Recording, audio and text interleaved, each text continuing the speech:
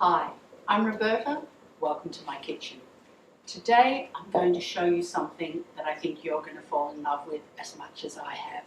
It's called Gnocchi Fritti, and it's puffy little pillows of dough that are served all over Emilia-Romagna, really all over northern Italy. It goes by different names, and they serve it alongside salumi instead of bread. In Lombardy they call them chisolini. In Emilia-Romagna they're gnocchi fritti, fried gnocchi. They're so easy to make and people love them. So, some flour, some yeast that's been soaking in water for about 10 minutes, just until it fluffs up, a good pinch of salt, and some cold butter. And this is one where I don't get in with my hands initially.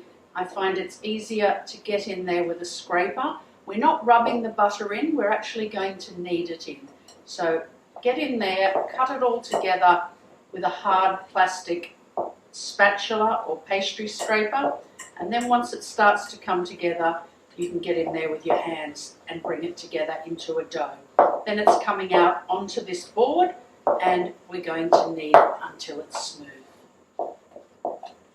There we go. Once it's stringy like that, I think it's better to go in with your hands, squeeze it all together, and then we'll tip it out. Now there are lumps of cold butter in there at this stage. Don't worry about that. That's how it's supposed to be. Let's just get all that flour off the bottom of the bowl. Once we've got it into a lump like that, we'll put a little flour on our board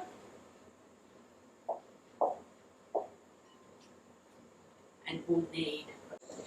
Okay, so at the moment it's gooey because of all that butter, but we're just going to keep kneading.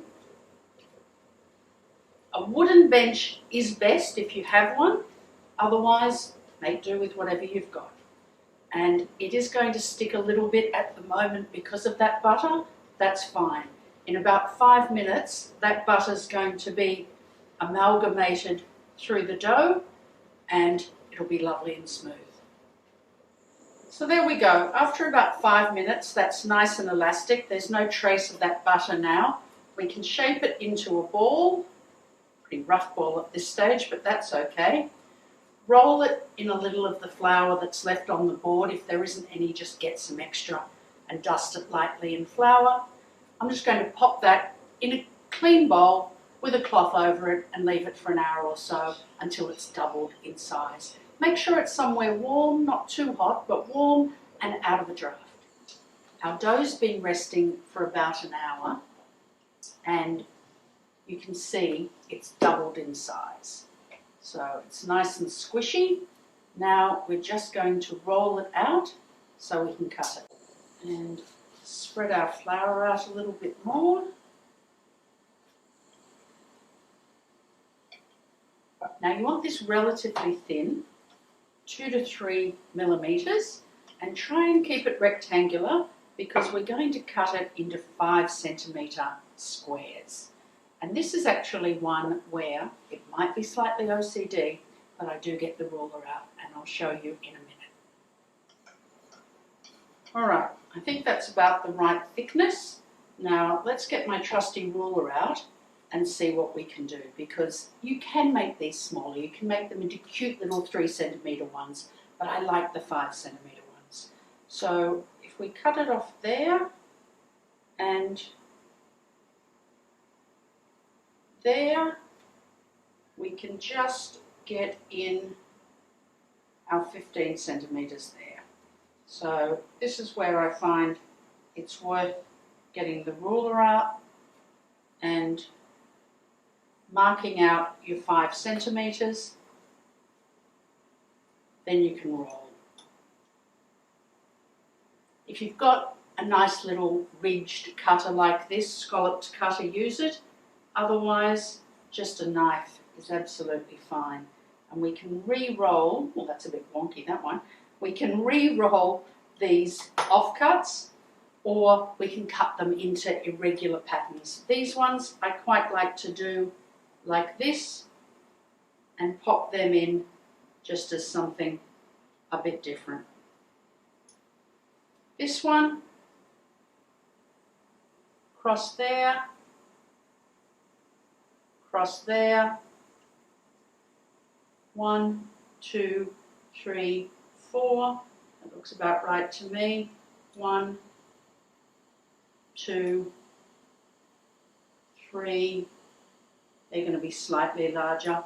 That's fine. Now I'm going to pop these on a tray, cover them again, and let them rise for about another 10 minutes while we heat up the oil for frying.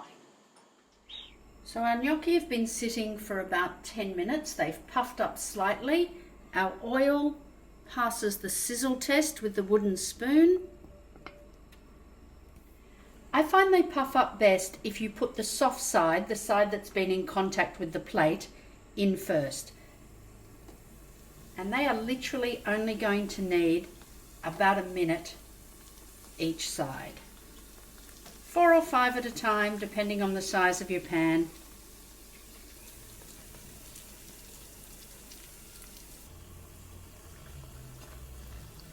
So there they are. They can be a little bit darker than that, but they've been in there long enough on that side.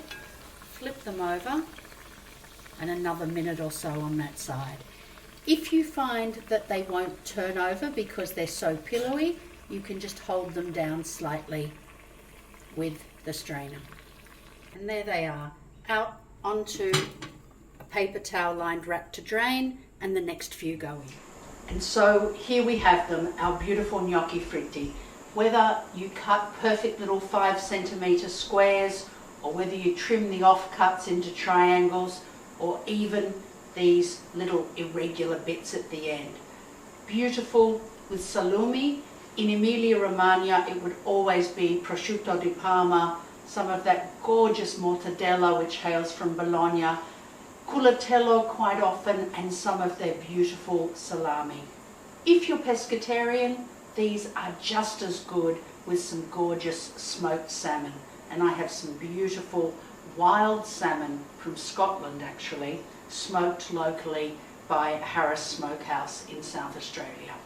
Salumi, smoked salmon, gnocchi fritti, enjoy.